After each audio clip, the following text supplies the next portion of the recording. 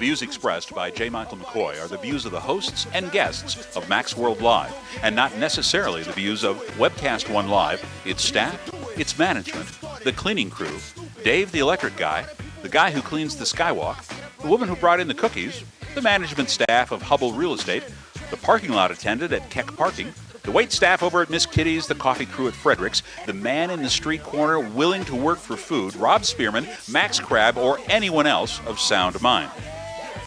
Should you be offended, provoked, intimidated, shocked, confused, or just made to think independently, log on to MaxWorldLive.com right now. It's your voice we want to hear in Max World. And now, live from the palatial studios of Webcast One Live, your host, J. Michael McCoy. All right, good afternoon. It is the first day of July in the Lord's year 2014. I'm J. Michael McCoy, and this is the Tuesday edition of Max World Live with Tom Coates. J. Michael McCoy here, along with Ryan producing. And our special guest today is the incredible Will Rogers, chair of the Polk County Republicans. He's going to come in and talk to me like I'm a 6-year-old and help me to understand a few things today. First of all, welcome. Thank you, Mac. Pleasure to be here, and thank you, Tom, again for inviting me back. Oh, yeah, your health is good? Just fat and fabulous. Mowing or jogging or doing anything? Well, look, if there were no mowing, I got the nephew finally doing all of that. I wouldn't say I've been jogging, but I've been chasing my own tail every day. Okay. Yeah, it's a busy time for you guys at the Republican Party busy, right now, isn't it? Yeah, absolutely. Is that a thankless job? Not entirely, but you know, there's days that you have people that are very pleased and happy with you, and then there's other days when people are unhappy with you and wish you would crawl back under a rock. So. Yeah, I mean, but this is a volunteer gig, right? Absolutely. I mean, look, I was stupid enough to put my name out there and run for chair and got elected, and you know, but you know, honestly, at the end of the day, I always tell people it really is an honor to be able to serve our county party, our central committee, and the 80,000 registered Republicans in Polk County. 80,000? 80,000. How many registered Democrats? 96. Okay, well, my challenge to you is to get that 96 over to the 80. I agree with you 100%. Don't you think that ought to be if he could get all the Democrats to come into the Republican Party, wouldn't issue be solved? Every single election would be taken care of. I don't know that we want them all, Mac. I've seen some of these. I don't think we want them all. I think you know, just making sure, you know, our mission at the County Republican Party is to elect Republicans to office. Yeah. And once we have majorities, then we can go about advancing our platform. And our long-term vision, Mac, is to make Polk County a permanent Republican majority. Now, does that mean we have a voter registration advantage? That might be one metric that we could use. We have 15 state house districts in Polk County. If we could get the majority of those as Republican, or 8 state Senate districts, or even a majority of the Polk County supervisors, 3 of those, you know, be Republican, that'd be great. What are they now? Well, we have 2 Republican, 3 Democrat. Republicans is Brownell and Steve Van Ort. Steve Van Ort. Oh, both good guys. Yeah, I've known them both. Yeah, they're good guys. Good guys. And on the Democrat side is Angela Connolly, Johnny Morrow, and we have Tom Hawkins-Smith. He's a union guy. Yeah, I know all those guys, too. Yeah. All right. You know, Angela is really a good person. Is she? I don't know her personally. She really is. And I know her son, Matt, very well. And maybe what I should say is Angela's a really good mom. Because that's really the only way I know her is through the eyes of her son. Okay. But Matt's a friend of mine and always comes out and says hi and up to church and stuff. So she raised a good boy. Good. So I think that says something that's about... very nice. That's a nice compliment to give her. Yeah, she really is. She's a good mom. Mac, you heard us talking a little bit before we went on the air. A couple weeks ago, I was at one of my grandson's baseball games, and he calls me up, wants to know if I'd called him. He saw consumer credit on the caller ID. I said, no, I didn't call you, Will. So pretty soon he calls me back, and he says, I just got called from one of your people over there, jerking my chain around, giving me a hard time. What were they giving you a hard time about? Oh, it had to deal with a special nominating convention we were having for House District 40, where we had 2 candidates that stepped forward. And we had worked very, very hard on trying to recruit a candidate since last year. And twice we'd had Republican candidates that we thought we were comfortable, that were lined up. Actually, one of them, we had our signatures, everything ready to go. And subsequently, the night before the county convention, she called to inform us that she was withdrawing her name. That left us only about 4 or 5 days to find a candidate. A tough position. We were at that point. Situation then is that we ended up having to try to find a candidate. We ended up doing a special nominating convention. We have two candidates that ran were Jeremy Friedman, young man, great young guy. He's actually going to be helping out the county party this year. He's going to be doing some of our door knocking programming. And then also we had Rhonda Byrne. She's a stay-at-home mom and small business owner with her husband in Urbandale. And both of them ran, and it was a very close election, but Rhonda won. Okay. We're glad to have her as our candidate. She'll be taking on John Forbes in the fall. Winnable seat. And so Clarence had called about that, and for whatever reason, there's always this chatter that goes on in the public. Right. People are like, somebody's got their thumb on something or whatever else. And somehow Clarence, I don't know where he got his information from. He wanted to know which one was the establishment candidate. And I just was like, I'm not even entertaining this conversation. And then I asked Clarence if he even lived in the district, which he said he did. So my point with that is, folks. Are you setting these people up to do this for you? Are they doing your legging work? Clarence is a good, God-fearing conservative guy. He gets into this stuff, and he, unbeknownst to me, had called Will from the company phone and was jerking his chain. Well, no matter what, at the end of the day, I said to Clarence, where have you been for the last 6 months? Because we should have ran you. If I'd have known somebody like yourself that was this interested in it, I'd have loved to have had your participation. Well, now you got a potential candidate in 4 years. Well, 2 years. 2 years. But we're going to win this seat, so we won't need a candidate then. Okay. So you think you can beat Forbes? Listen, it's a district where Republicans have an 1,100 voter registration advantage. The last time John Forbes ran, nobody knew that he was a Democrat. He's got a voting record. He's got a voting record now. A stealth Democrat. He's a stealth Democrat. He has a voting record now. I'll tell you one of the things he voted for. He voted to keep the pharmaceutical telemedicine abortion in place here in the state of Iowa. Uh-oh. And here's a man who's a pharmacist by profession. I was going to say he's a pharmacist. He's a pharmacist. Uh-oh. He has a medical license in the state of Iowa, and he's sworn an oath to do no harm to anybody that comes through his business. How could you be a pharmacist and be willing to allow a drug that is dispensed that's been known to end the lives of 8 individuals in the state of Iowa? Can you get that out there? I mean, one of the things that is a challenge to us in the past is that the Democrat ground game to get their troops out has been outstanding. And we have lagged. Are we trying to catch up now? Are we going to have a better ground game electronically, email, Facebook?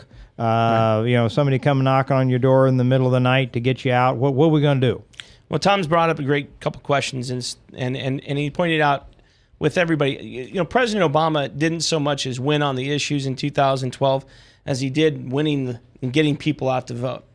And in Polk County, a good example of that was in 2012, Mitt Romney had 3 dedicated field staff for Polk County for get out the vote activities.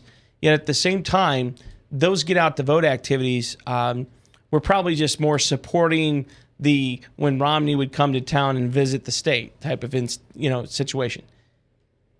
President Obama had over 20 people dedicated to door knocking in Polk County.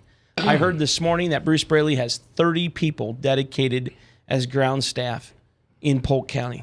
I met one the other day. Won't say where, right. But that's what he was doing for a living. He was involved with ground game, get out the vote for the Democrats. Right. And you're telling me that stuff really works? That door Absolutely. knocking. Okay. Well, let me give you a couple of reasons why. I mean, we had Is that an Iowa thing, or is that everywhere? No, it's everywhere. I mean, I talked to former state representative Eric Helland. He's up in the state of Alaska right now.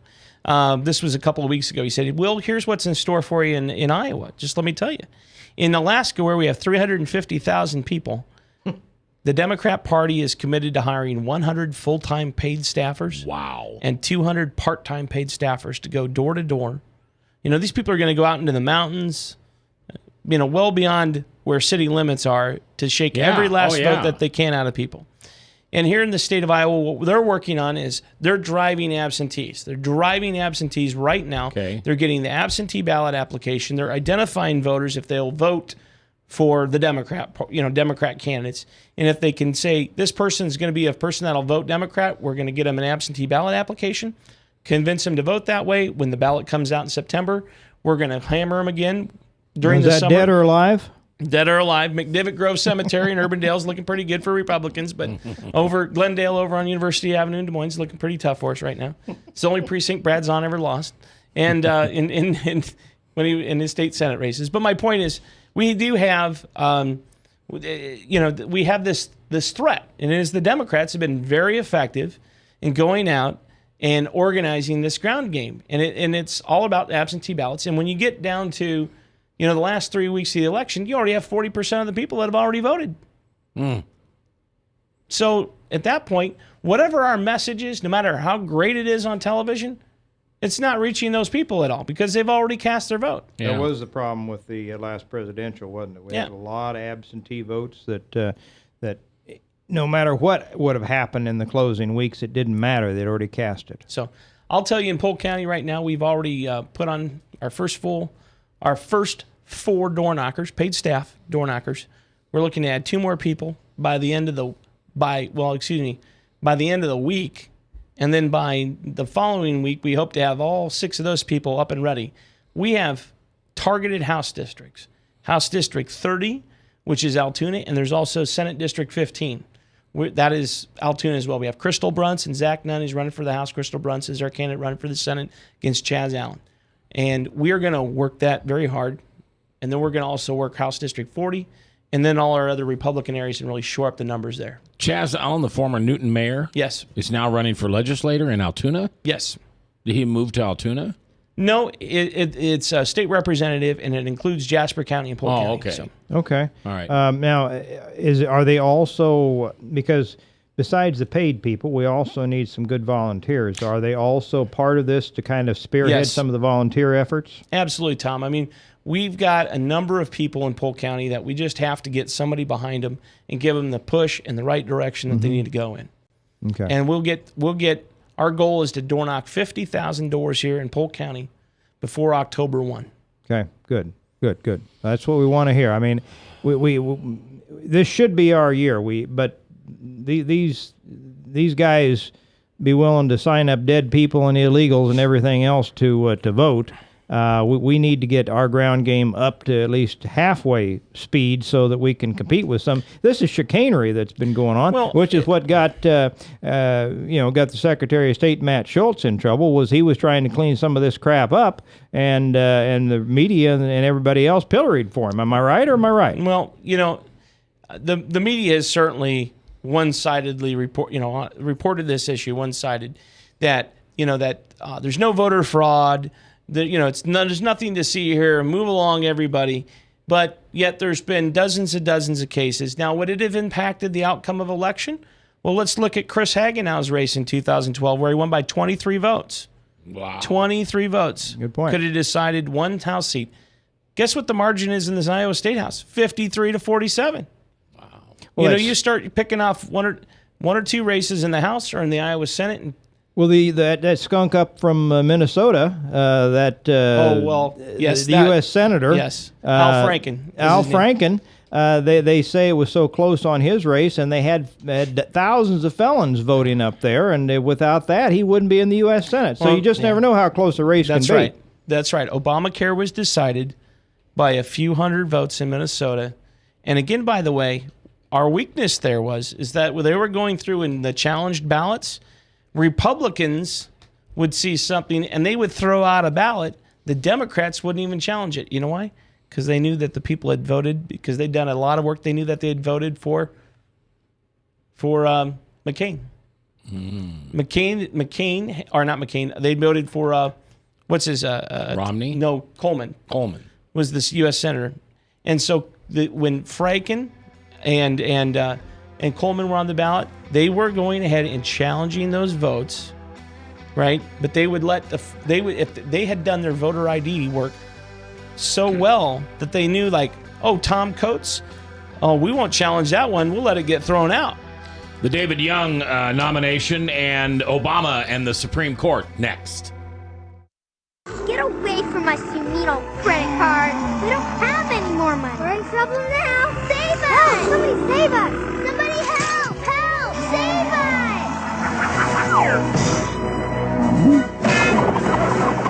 Hi, I'm Tom Coates from Consumer Credit of Des Moines. If your credit card's a little too animated, give us a call.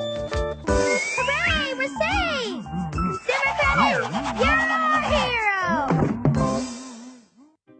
Yes, now your favorite programs on Webcast One Live can all be watched and listened to on any Android or Apple device. Your phone, tablet, or iPad. Yes, your favorite shows on Webcast One Live are available live or on podcast wherever you go.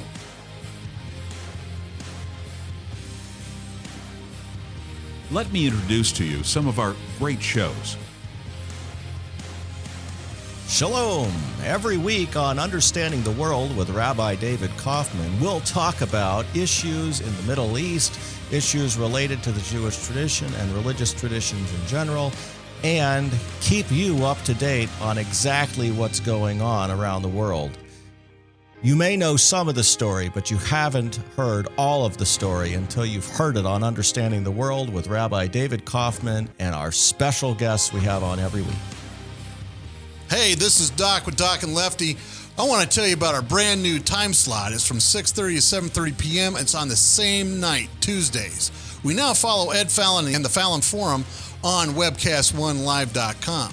I want to tell you a little bit about our show. Our show is focused on local, state, and national, and sometimes international politics. We like to keep people updated and informed. We also have very interesting guests. So please join us every Tuesday from 6:30 to 7:30 p.m. on webcast1live.com. So when you want to watch your favorite Webcast One program, remember, there's an app for that.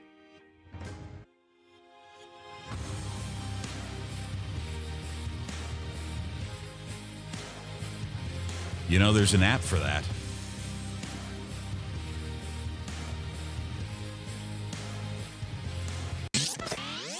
From the RE/MAX Real Estate Concept Studios, this is Webcast One Live. Hey, what's wrong? Logan wants Let's Rock Elmo for his birthday, but since Steve lost his job, I don't think we can afford it. What did you do for money last year when you and John were struggling to make ends meet? My secret? I went to Me and Mommy to Be. We sold all of Megan and Ryan's clothes and toys there. They give back the highest percentage on their items in the area, and it was so easy. Megan's clothes? She's 15. Yes, they can sign newborn through trendy teens. We're not struggling now, but I'm going to keep saving and making money at Me and Mommy to Be.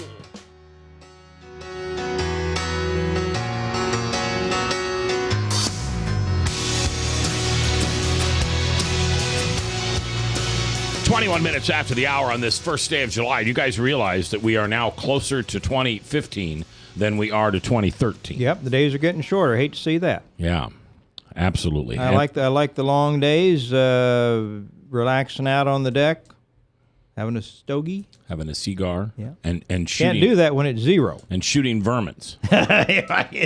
He called me one day. He'd been shooting, what was it, a possum or a raccoon? He sat in the backyard because his house is next to a field. So these raccoons come off and he just sits there with his cigar and his scotch and just picks off these raccoons. I'm serious. Well, that's not a daily occurrence, Mac. Now, okay. He's importing raccoons from like South America so he can shoot them in his backyard. I don't know, but if you go to Consumer Credit of Des Moines for $19.95, you can get your own raccoon hat. There you go. Get one stuffed. Yeah, that's right. Will Rogers is our guest today on Max World Live on 99.3 KTIA. Here's what I got to ask you about. Well, I want to talk to you about what's going on with Obama and the Supreme Court.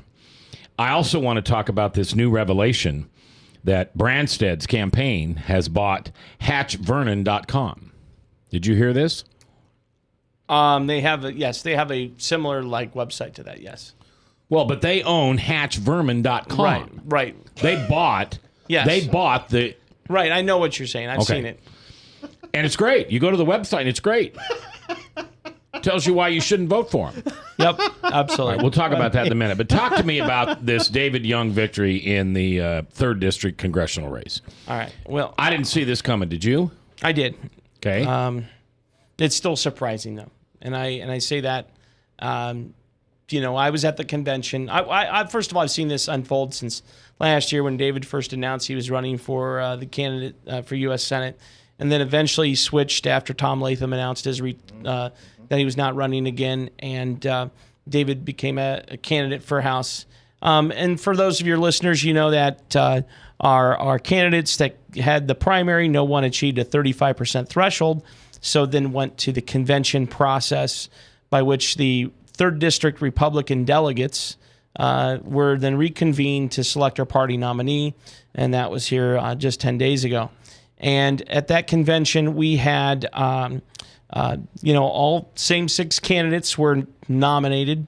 We'll just use our Joe Grandinette was the 6th place finisher in the original balloting in June the 3rd. We had David Young was 5th, Monty Shaw was 4th, Matt Schultz was 3rd, Robert Kramer was 2nd, and Brad Zahn was the first place getter in terms of received the most amount of votes.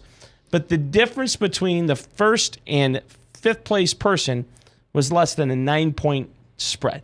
Wow. Okay? So Brad Zahn wasn't just not at 35, he was at 25. And Robert Kramer was just a point below him, and then he just kind of whittled it down from there. So the candidates all showed up to the convention. We had ourselves 513 delegates that were eligible.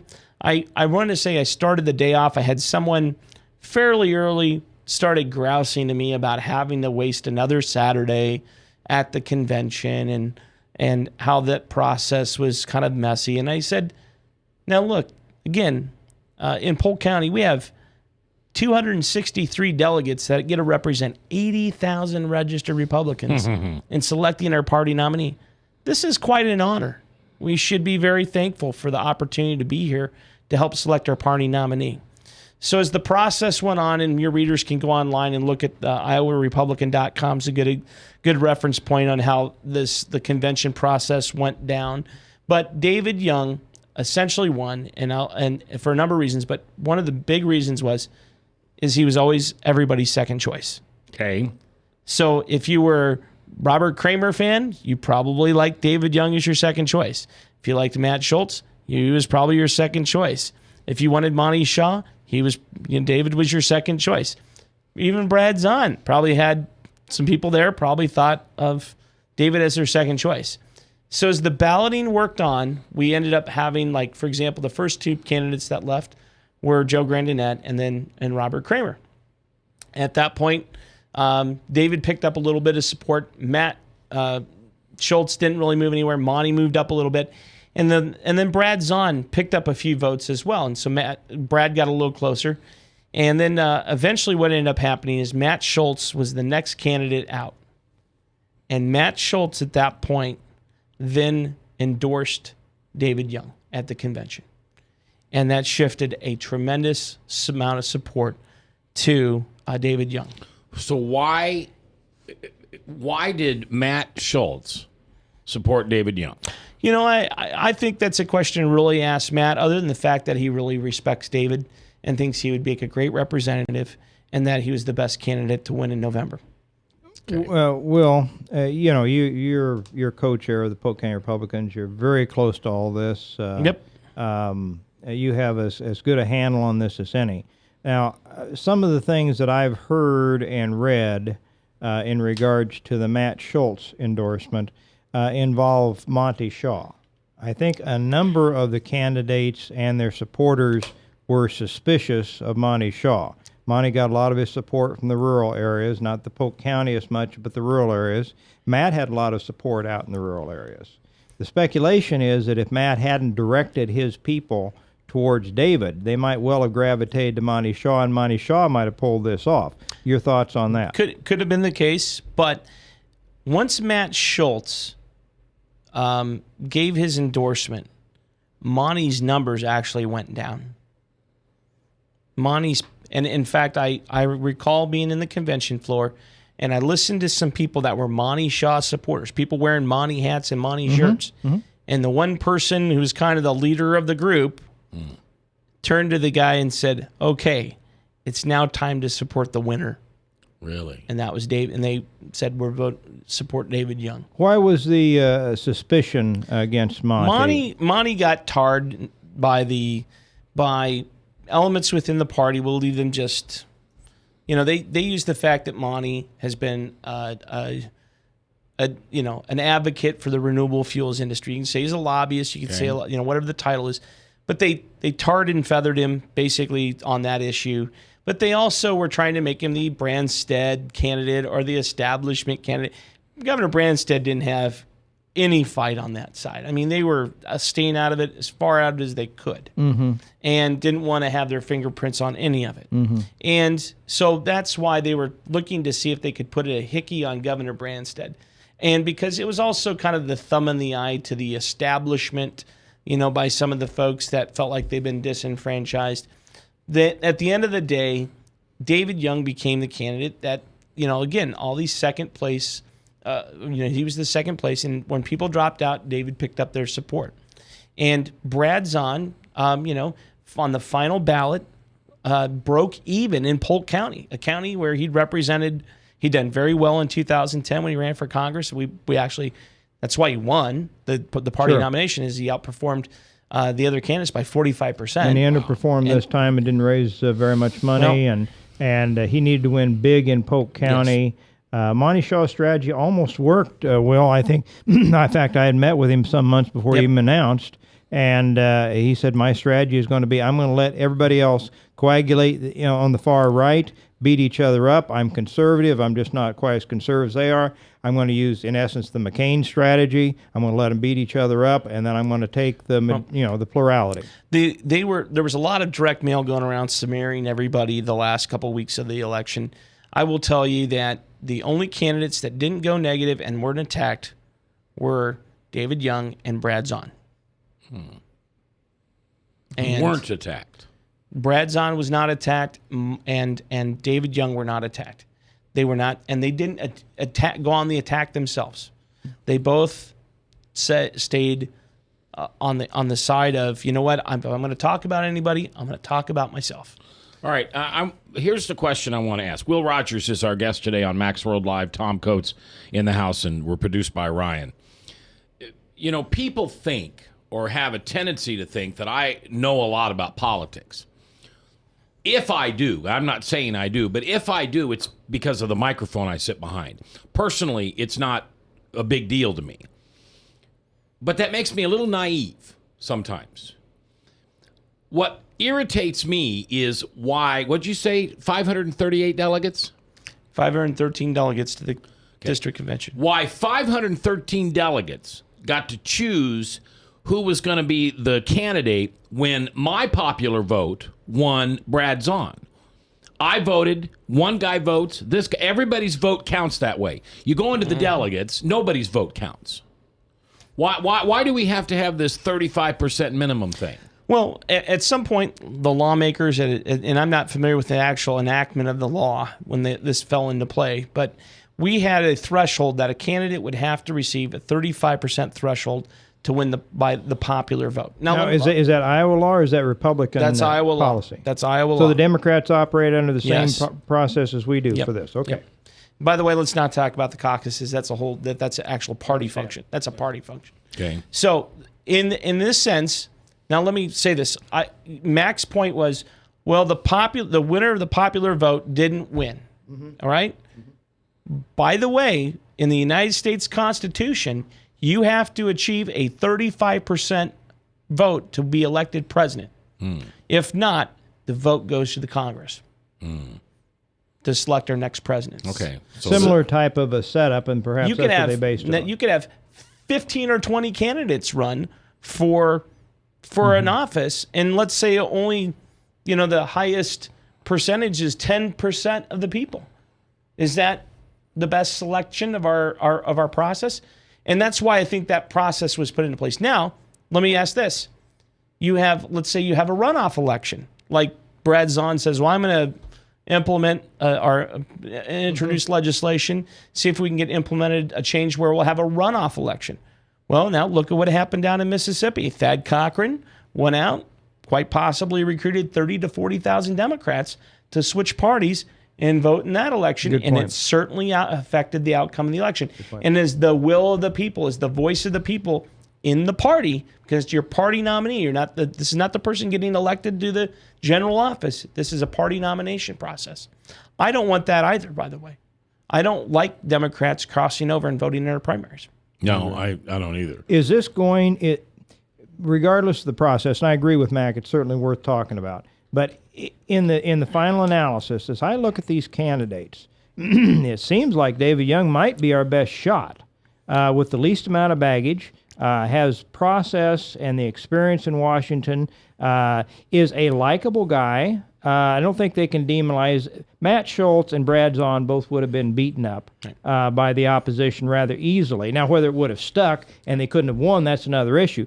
But with David Young, they don't have much to hang their hat on here, do they? I thought it was pretty funny that literally 5 minutes after the convention was over with, I got an email. I'm on a number of email lists for Democrats. I've salted my name on there so I can see what they're talking about. Mm-hmm. And I got an email from Stacey Apple's campaign that said, Tea Party Republican David Young and, our extremist Tea Party, Republican. And I thought to myself, first of all, the guy, that would be completely the opposite of what... Well, she had that prepared ahead of time as a fill in the blank. That's right. What it was. Right. That's right. David Young was on Iowa Press, and the lady had a great question. Well, are you an outsider or are you an insider? He's both. He's both, yeah. All right, let's take a break. When we come back, I want to talk a little bit about the Supreme Court rulings against Obama, and also the Branstad campaign makes what I think is a brilliant move. The Democrats call it dirty play, which is kind of hypocritical, but we'll talk about that. Coming up next, live here on the Tuesday edition of Max World Live on 99.3 KTIA, powered by WebcastOneLive.com.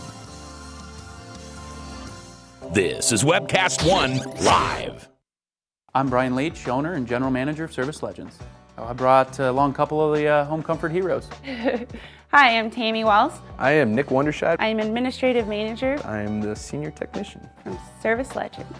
It seems like every good thing, when you feel it to the bone that it's good, there's a lot of hard work put behind it. I don't think that you can fake it and have it turn out good. If we seem like, okay, that's just weird, it's just a furnace, why would you believe so deeply in a furnace? It's not just that, we want to show the world that you can have good service. Yeah, it's got to be, it's your home. It's built into our daily trainings, it's built into our culture, that we're going to do whatever it takes to have each client say they love us, period. That's why we spend all the hours in the training that we do. And if we guarantee it's going to be a good experience for you, or else it's free, what type of work do you think we're going to do? There is a guarantee.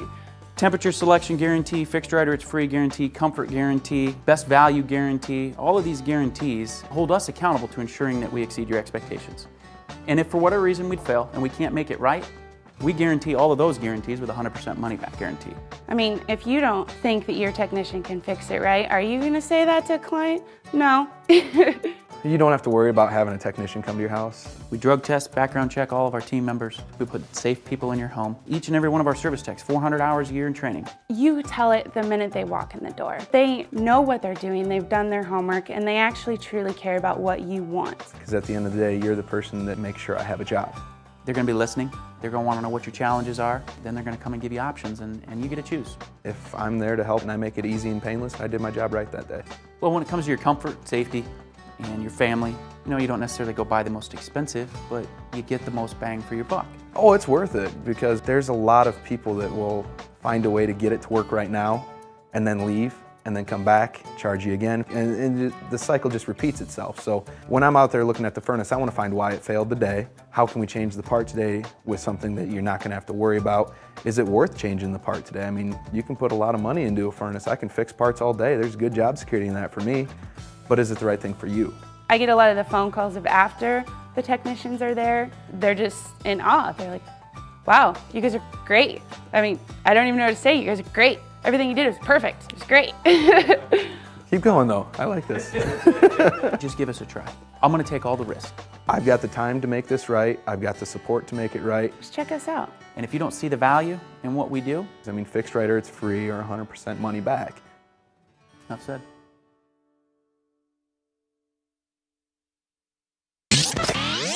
From the RE/MAX Real Estate Concept Studios, this is Webcast One Live.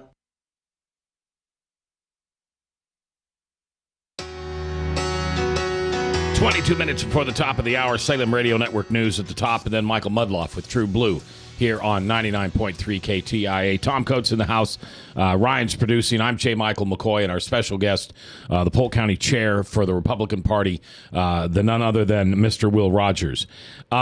First thing I want to start out with the internet. I don't know. I think the internet has ruined the term breaking news, because it's so easy to do it. But I do want to read you something that just came from a website called The Hill. Yep, I know.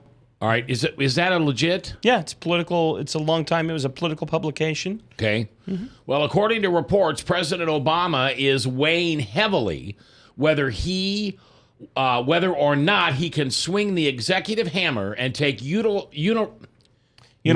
Thank you. Action regarding the Supreme Court ruling against the contraception mandate in Obamacare. Yeah, he's contemplating. He wouldn't do it, would he? What do you mean he wouldn't do it? How are they going to stop him? Well, he's already got shut down from the Supreme Court on making these type of things. Oh. They came in and said, you can't... Recess appointments you're talking about. Yeah, you can't make recess appointments. Sure. You can't go around your Congress. Not when they're in session, you can't. Yeah. He's already got shot down on this thing with the unilateral...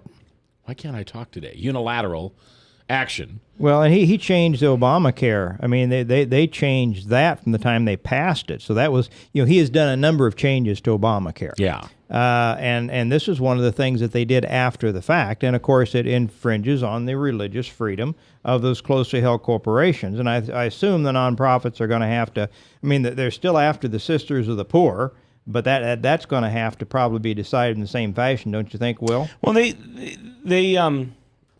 this is all great. What I mean by that is it's great because it's legal speculation. And we have, the exemption was for, first of all, the exemption was for religious groups like the Catholic Diocese. And then it became, the Supreme Court struck down the portion of the law that required groups that are, like Tom said, closely held corporations, family-owned businesses, or small groups that own a particular company. How about the Mormon Church? As a good example. I say the Mormon Church is heavily invested in all kinds of corporations and businesses in North America. They may very well want to challenge the same thing and, or be able to claim that exemption as well. I think that they're going to be entitled to that exemption under the law. But this president clearly... Wheaton College is another one. Yep. They That's just right. granted That's right. a stay on that one. Yep.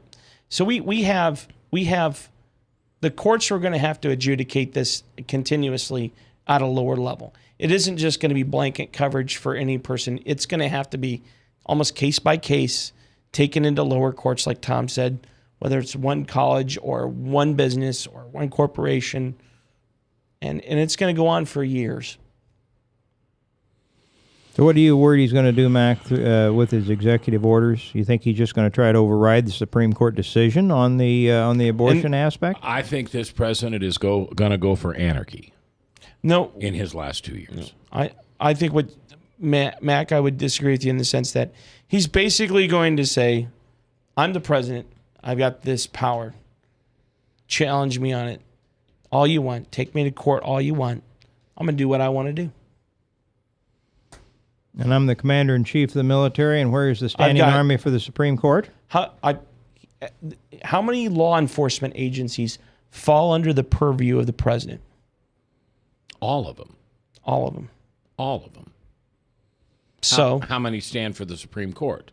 None of them. How many, that's right. How many of those law enforcement agencies are going to execute an order from the president, an executive order from the president. I would say every one of them. Mm-hmm. Is this ever gone on before? I mean, are we No. just getting riled up? Oh, no. That's actually there was a case. Harry Truman. Harry Truman wanted to. He nationalized the railroads. As well, he did something that basically nationalized the railroads, and in the meantime, he did it to basically because of the strike. Because of the strike, and he did it in such a way that he made the railroads play ball. Well, and he felt that national security was at stake with a Right. national railroad strike. But several years after the fact is when the Supreme Court finally said, "Oh, that's unconstitutional." Well, guess what? Too late. Too late.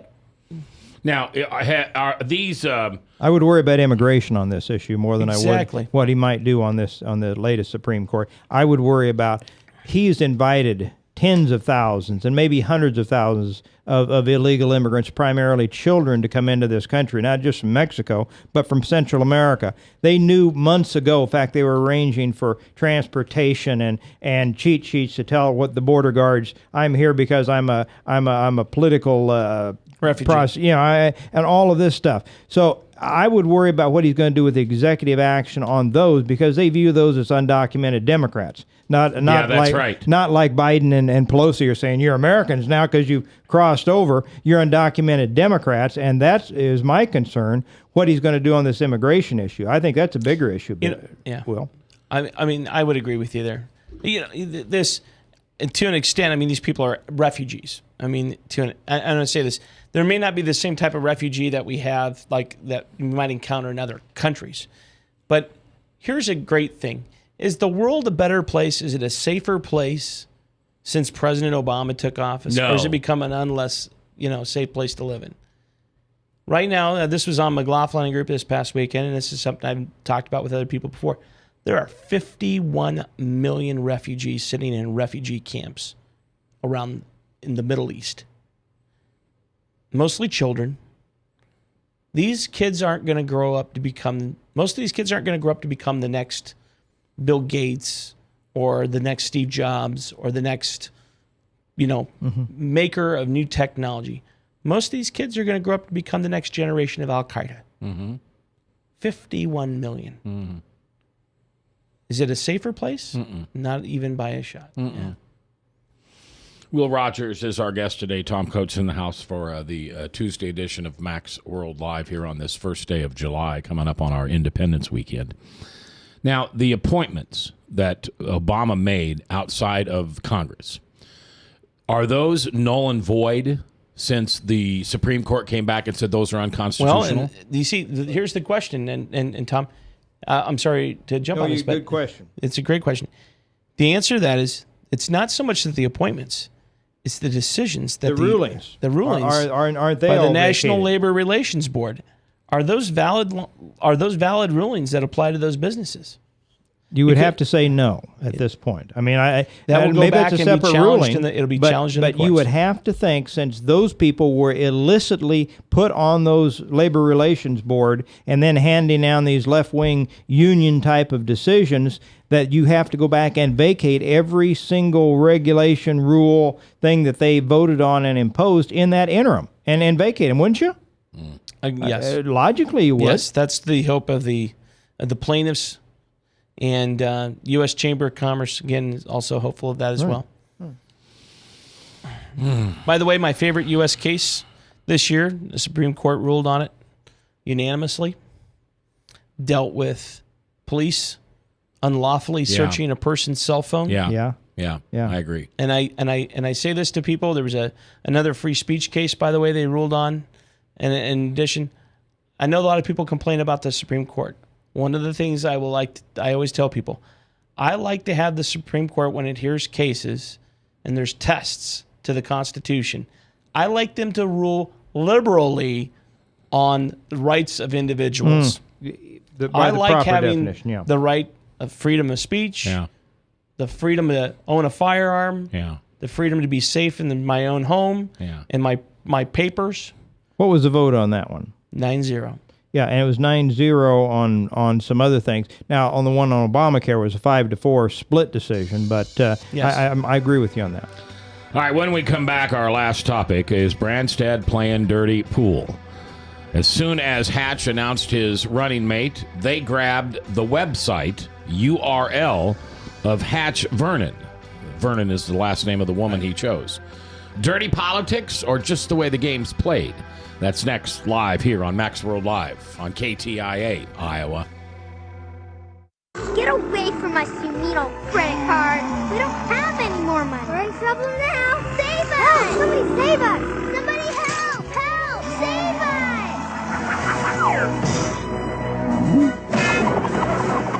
Hi, I'm Tom Coates from Consumer Credit of Des Moines. If your credit card's a little too animated, give us a call. Hooray! We're saved! Consumer Credit, you're our hero! Metro Ford's on everywhere. Metro Ford's on everywhere. See 'em here, see 'em there. You got bad credit? We don't care. Metro Ford's on everywhere. Metro Ford's on everywhere.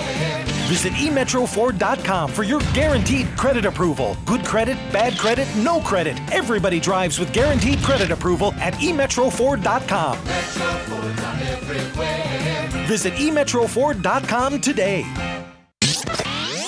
From the RE/MAX Real Estate Concept Studios, this is Webcast One Live. If Tom Coates from Consumer Credit of America was your personal webmaster, Tom would filter out all bad debt emails. If Tom was your mailman, you'd never get any debt reduction junk mail. If Tom Coates was a lineman, he'd block any phone calls offering to reduce your credit card debt. Hi, I'm Tom Coates with Consumer Credit of America, and we're still your best choice for credit counseling. We're local, we're accountable, and we can do more. You make the call when the time's right for you. When it comes to competition, there really is none for Consumer Credit of America.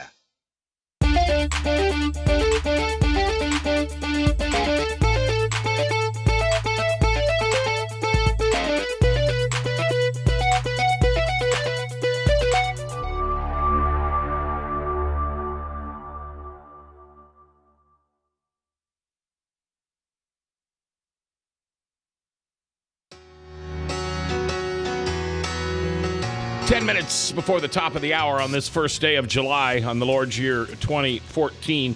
4th of July plans. Will you parade, Will? Will you fireworks downtown? Will you barbecue? What will you do? I'll be working on political stuff, pretty much. Just another weekend. Tom, what about you? You going to light up the sky somewhere?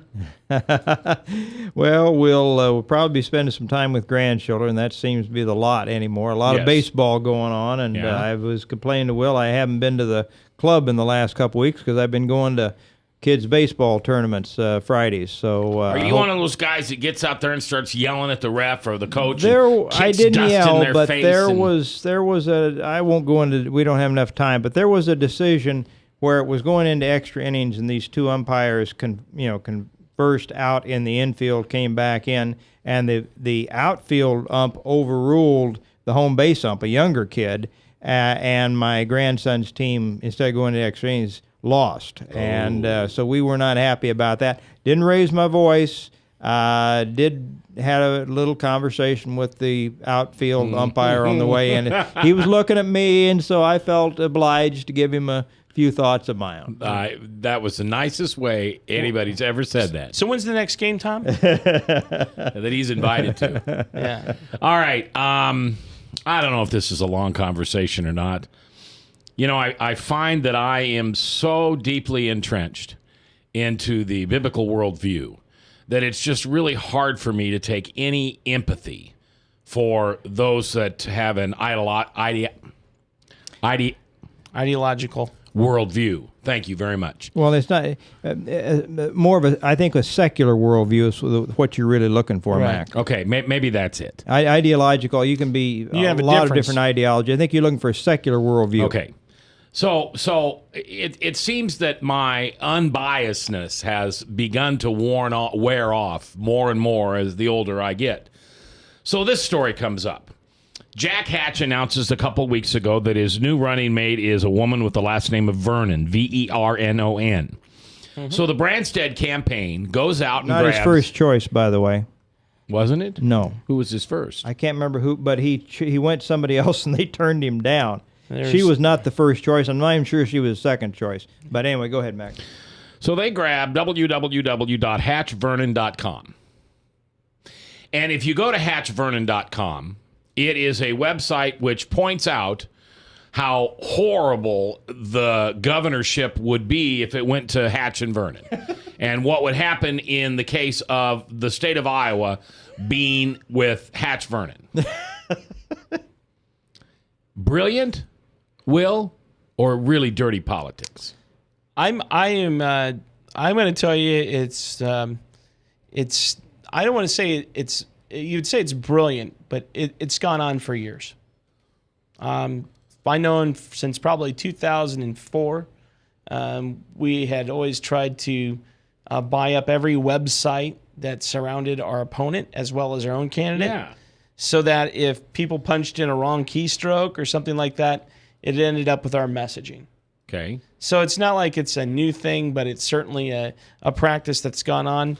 Well, it goes on in the corporate world too. I mean, this issue goes in the corporate world all the time. Well, Drudge Report, if you type in Drudge wrong or just type in something with Drudge, it comes up with another liberal website. I mean, there's all kinds of things. So White House, I think that was a site for prostitution or something. So there's, of course, that may have been more on target than you believe. So go ahead, Mac. The website comes up and it's Jack Hatch, freshly shaven, and his running mate, a lovely young lady, Miss Vernon. Monica Vernon. And it said, our vision, 1, raising taxes on Iowans, 2, taking Iowa back to the failed Culver-Hatch policies, 3, restoring high unemployment, and 4, passing unbalanced budgets.